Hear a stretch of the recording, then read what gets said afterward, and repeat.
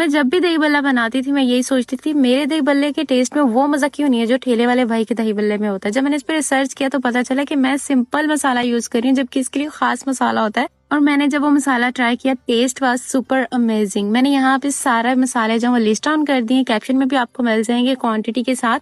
अगर आप ज्यादा बनाना चाह रहे हैं तो आप डबल कर लें। मेरे पास फिलहाल यही इंग्रेडिएंट्स थे तो मैंने थोड़ा सा बना लिया, इंशाल्लाह और बना के रखूंगी रमजान के लिए।